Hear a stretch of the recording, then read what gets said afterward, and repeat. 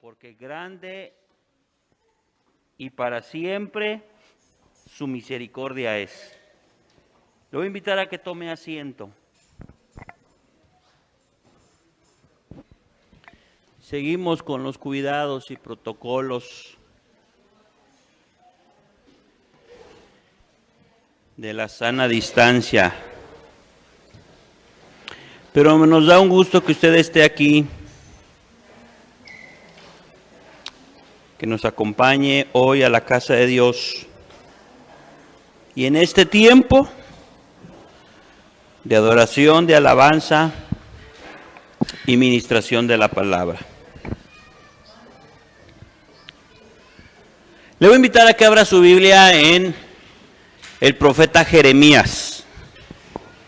Jeremías 1, 4 y 5.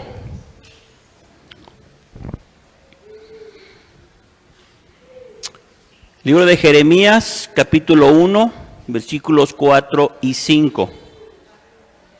Vino pues palabra de Jehová a mí diciendo: antes que te formases en el vientre te conocí, y antes que nacieses te santifiqué, te di por profeta a las naciones. Este es el llamado al profeta Jeremías. De hecho, en el encabezado de su cita bíblica, quienes traen la Biblia escrita, no electrónica, dice el llamado de Jeremías. Déjeme contarle una historia. Dice que llegó a casa un joven contento, feliz, alegre, satisfecho por sus logros como estudiante. Le llevó a sus papás su título universitario. Era el primero de su familia que llegaba a tener una carrera universitaria. Él se sentía dichoso. Sus papás, orgullosos del hijo, le felicitaron y le expresaron lo contento que esto los tenía. El abuelo, hinchado de orgullo, le deposita en sus manos al nieto las llaves de su auto, un viejo auto que tenía, y le dice: véndelo y cómprate algo a tu gusto, como un regalo por tu logro académico. El nieto toma el auto que este abuelo le dio y va y corre a una agencia automotriz. La persona que le atiende en la agencia le dice: nosotros vendemos autos nuevos y su auto es muy viejo. Aquí no podemos tomárselo, no podemos valuárselo, no tenemos una referencia. Y le dice el joven: ¿pero cuánto vale el auto? Dijo: para nosotros no vale. Entonces el joven regresa con el abuelo y le platica lo que en la agencia le dijeron. Y le dice al abuelo: busca alternativas. El joven va y se acerca a una casa de empeño y les presenta el auto. Le dicen: ¿cuánto puede valer mi auto? ¿Cuánto me dan por él? Y en la casa de empeño le dicen: bueno, camina, está en regulares condiciones, te ofrecemos 5,000 pesos por el auto. El joven dice: no, 5,000 pesos, pues, ¿cómo? Y se regresa con el abuelo y le platica lo sucedido. El abuelo le dice: toma esta dirección, ve a este lugar. Esta es otra opción para ti. El joven toma camino y se va a ese lugar. Y la persona que lo atiende amablemente revisa el auto minuciosamente. Le pide que le platique la historia del auto, lo cual el joven dice: desde que me acuerdo siempre lo ha tenido mi abuelo. Y ahora él me lo dio y estoy buscando opciones para venderlo, cambiarlo por otro auto, a mi gusto. El hombre sereno le dice: ¿estás interesado en venderlo? Y dijo: sí. ¿Te puedo hacer una oferta? Y el joven contesta entusiasmado: sí. Muy bien, esto es lo que te ofrezco. Se lo entrega en un documento, en un papel, donde le especifica las características del auto y lo que le ofrece por él mismo. El joven se regresa donde el abuelo y con voz sorprendida le dice: abuelo, ¿a dónde fui? Me checaron el auto y mira lo que me ofrecieron por él. 460,000 pesos por el auto. Y en la nota decía: este es un Volvo Coupé 2 puertas 1960, pocos en este estado, y ese es su valor aproximado. El abuelo sereno le contesta: así es en la vida, hijo. Hay quienes no valoran, hay quienes sí te valoran y hay quienes te dan exactamente el valor que tú tienes. Fue el caso de Jeremías. En su tiempo y en su generación no valoraron su mensaje profético. Jeremías era pobre, pero entusiasta. Dispuesto a servir a Dios, pero con carencias y necesidades como usted o como yo. Él todavía no tenía 30 años, se calcula que alrededor de los 25 años de edad fue cuando el Señor lo llamó al ministerio. En medio de un tiempo difícil en la nación de Judá. Estamos situados aproximadamente en el año, por aquí tengo mis notas, 627 antes de Cristo. Jeremías, al llamado de Dios, contesta, y lo leemos en el versículo siguiente. Lea conmigo el 6, por favor. Y yo dije: Señor,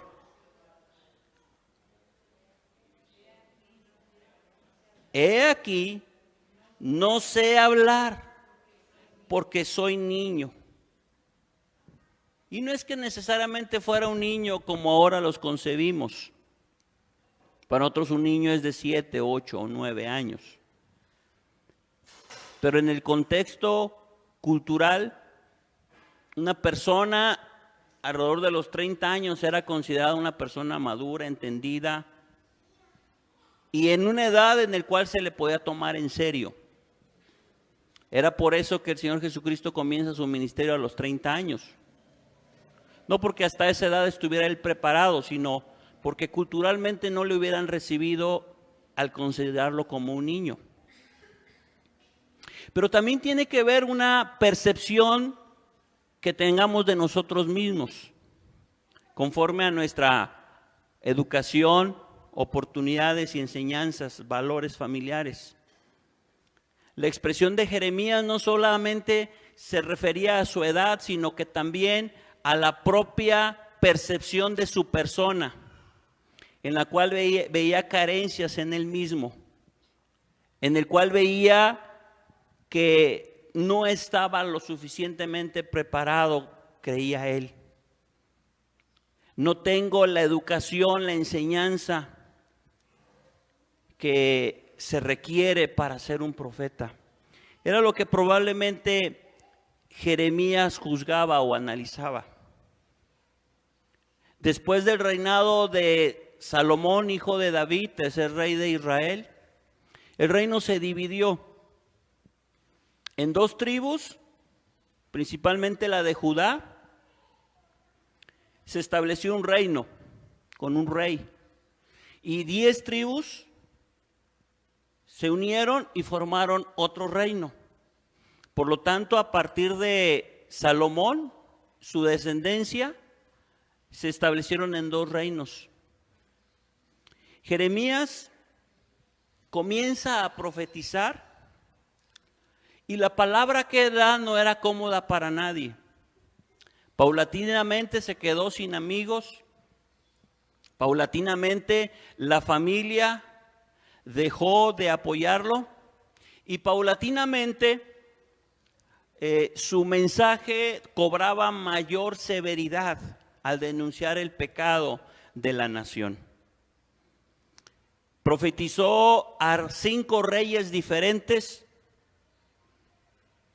y solamente uno medio escuchó el mensaje de Jeremías. Constantemente tuvo que esconderse, huir, amenazado de muerte por el mensaje que él estuvo transmitiendo. Fue golpeado, fue perseguido, fue encarcelado, tuvo arresto domiciliario por el mensaje que él estuvo dando. Mire lo que dice el 6. Perdón, ya leímos el 6:7. Y me dijo Jehová, no digas, soy un niño, porque a todo lo que te enviares irás tú, y dirás todo lo que te mande. No temas delante de ellos, porque contigo estoy para librarte, dice Jehová. El Señor se asegura de convencer a Jeremías. Es cierto que se revela a él diciéndole que desde el vientre de su madre le había escogido. Pero esto no quiere decir que Jeremías tenía que obedecer ciegamente. Tenemos un libre albedrío. Y en ese libre albedrío, Jeremías puede haber dicho, no, gracias. Ese es un llamado muy riesgoso para este tiempo. Es un llamado en el cual me invitas a sufrir por el mensaje. Prefiero decir que no. Y a lo largo del libro de Jeremías, en repetidas ocasiones leemos cómo Jeremías se resistía a dar ciertos mensajes. Pero nunca fue obligado, siempre fue atraído. La expresión que utiliza Jeremías es me sedujiste. Y la palabra seducción tiene que ver con un convencimiento más allá de las fuerzas. Es decir, no me pude resistir, sino que corrí y hablé. Dice Jeremías, quise cerrar mis labios, palabra, pero tu palabra era como fuego que me consumía. Es decir, había en él ese deseo de cumplir el propósito de Dios. Mire lo que dice el 9. Y extendió Jehová su mano y tocó mi boca y me dijo Jehová, he aquí he puesto mis palabras en tu boca. ¿Cómo fue este suceso para Jeremías? ¿Fue un sueño? ¿Fue una visión? ¿Lo dice de una forma imaginaria, con palabras que pudiéramos entender?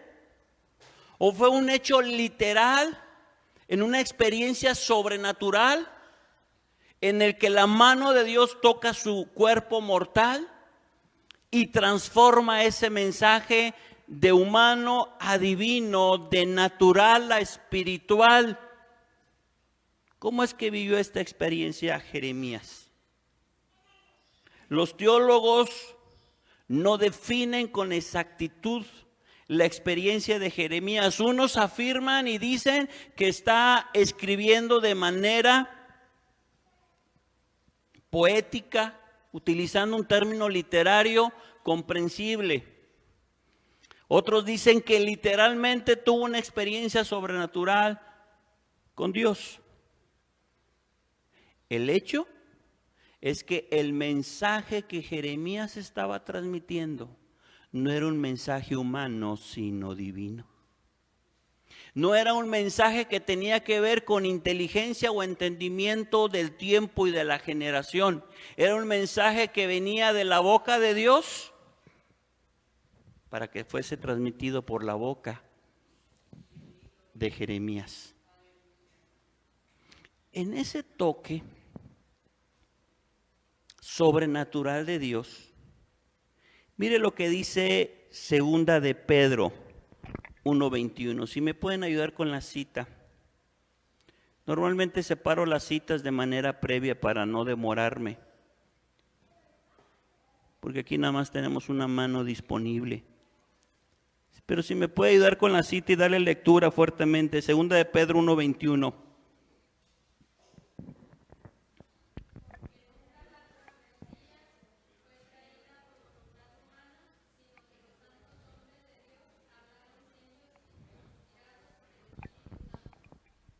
La obra del Espíritu Santo es más allá que toda experiencia humana. Hay un cantautor que le atribuyen más de 1000 canciones. Y él expresaba y decía, la música es la escalera al cielo. Y le decían, ¿de dónde tienes tanta inspiración? Y él decía, es que todo me inspira. Una rica comida, un viaje, una bonita paisaje, aún situaciones dolorosas me inspiran. Pero la obra del Espíritu Santo no tiene que ver con inspiración. La obra del Espíritu Santo tiene que ver con dirección, con instrucción, con guianza, con certeza. Es un mensaje divino y humano. Divino porque viene de Dios y humano porque es hacia un humano transmitido hacia otro humano. Y en ese mensaje divino humano está compuesto por las emociones y los sentidos y las reacciones del propio ser humano. Por lo tanto, hay mensajes que son en medio de llanto por el dolor que causa ese mensaje. Hay mensajes que son compuestos con alegría porque es el resultado, la respuesta a peticiones y a clamor de tiempo atrás.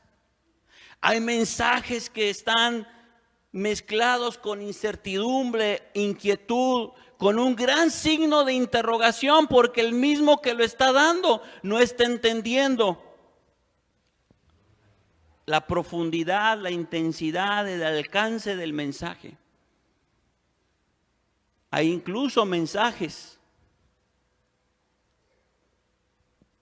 que no están totalmente claros y que solamente es una fracción de todo el texto.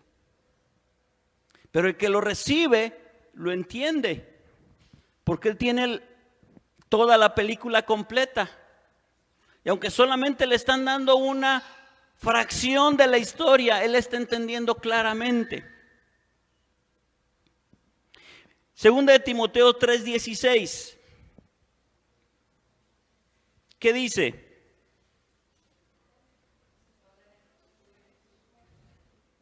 Fuerte, por favor.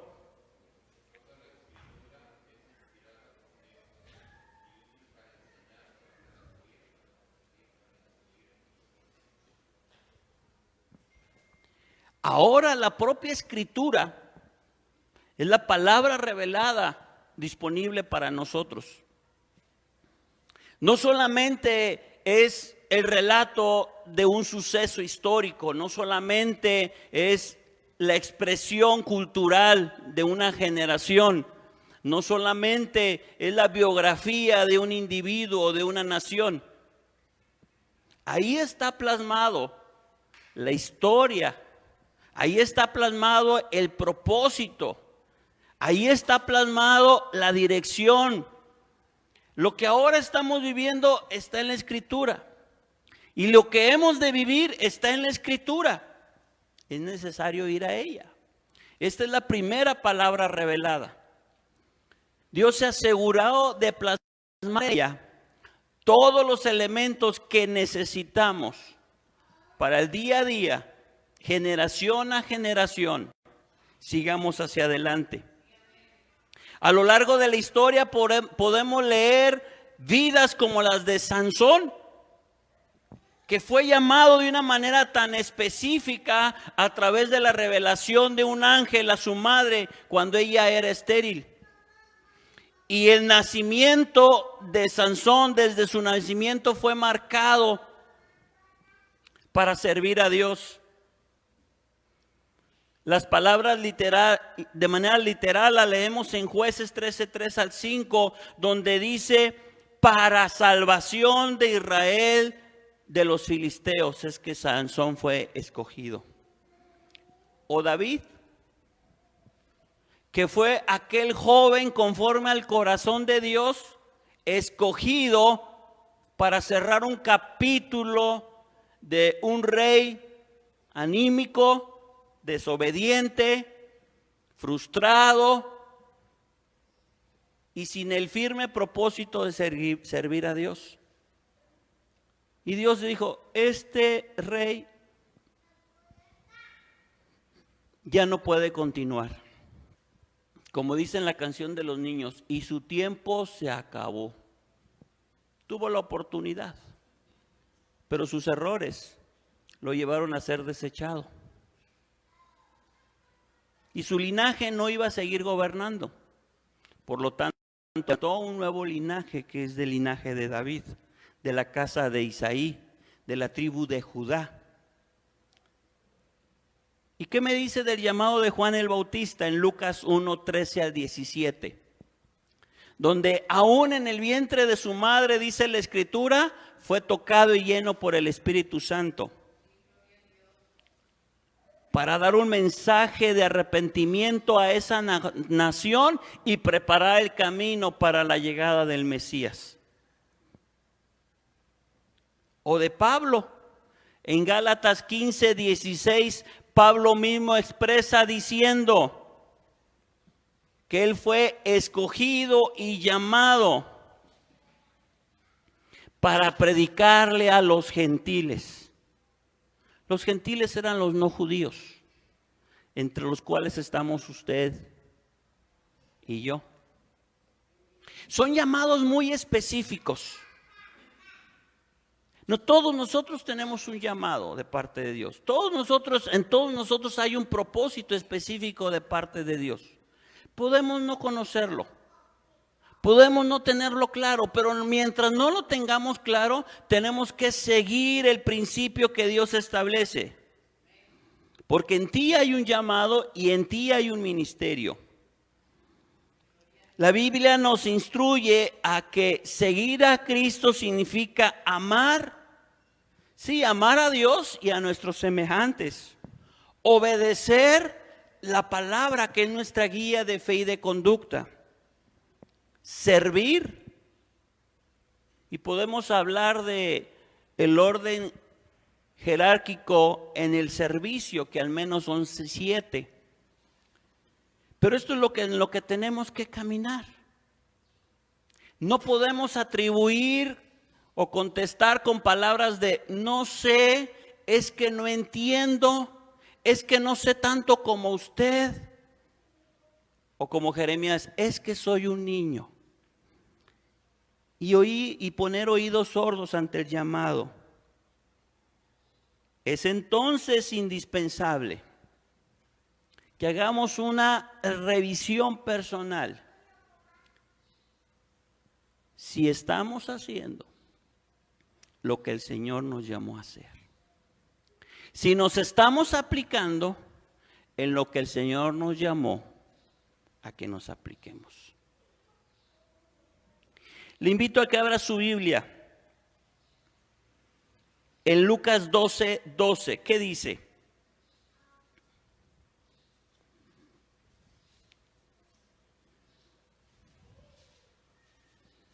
Lucas 12:12.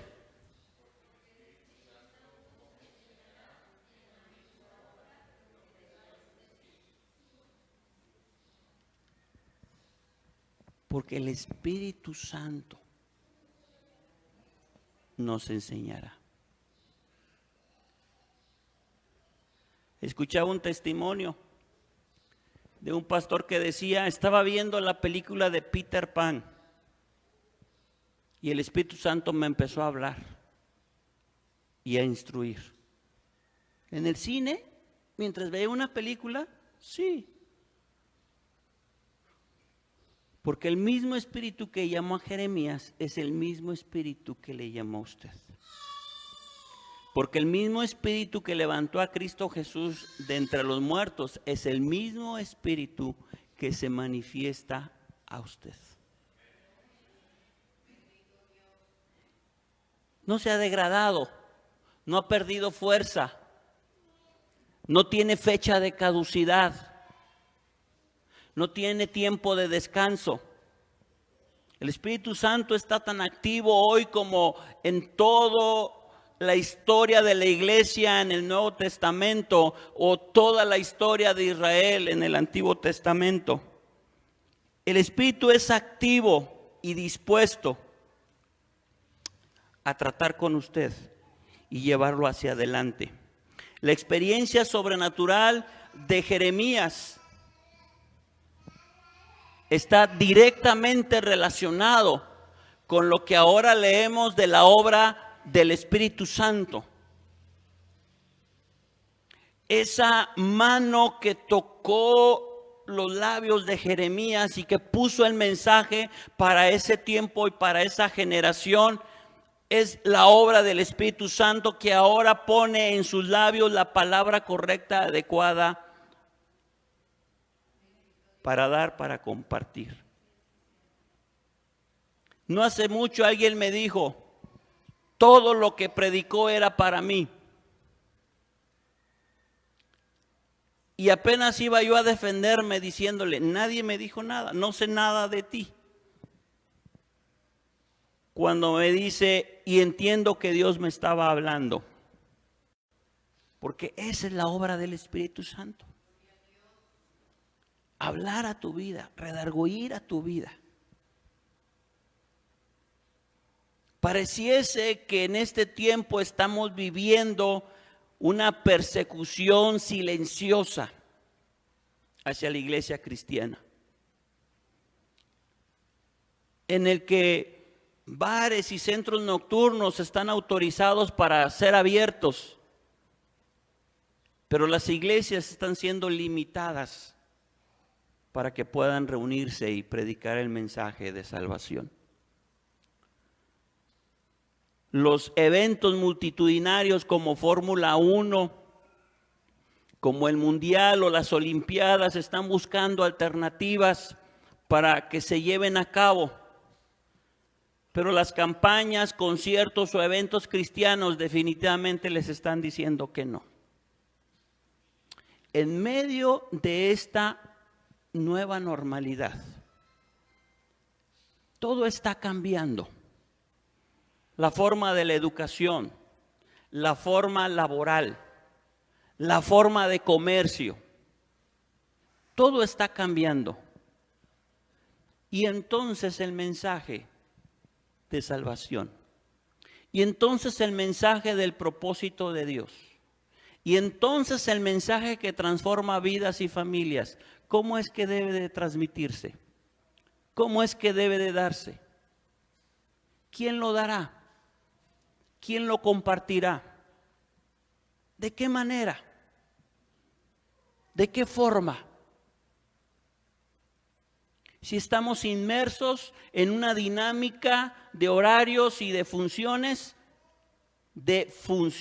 no de defunciones, de funciones, en el que para todo sacas tiempo, menos para compartirle a alguien. Para todo te das oportunidad, menos para llegar a la vida de alguien. Muchas cosas te dan certeza. Te endeudas con una casa, con un terreno, con un auto, con un viaje. Pero no te atreves a dar un paso para decirle a alguien, Dios te ama. ¿Y si me rechaza? ¿Y si no me recibe? ¿Y si se burla de mí? ¿Y si me deja de hablar? ¿Y si me incomoda su respuesta? ¿Qué es lo que está pasando ante esta generación? ¿Somos una vieja iglesia diciendo que somos niños? con temores e inseguridades que nos llegan a ser limitados. No hace mucho Iván publicaba algo en su página de Facebook y alguien le decía: ¡ay, padre Iván! Como burlándose de él. Obligado. No se le cayó nada, no perdió seguidores, no perdió amistades. Jeremías fue encarcelado, fue perseguido, vivió arraigo domiciliario.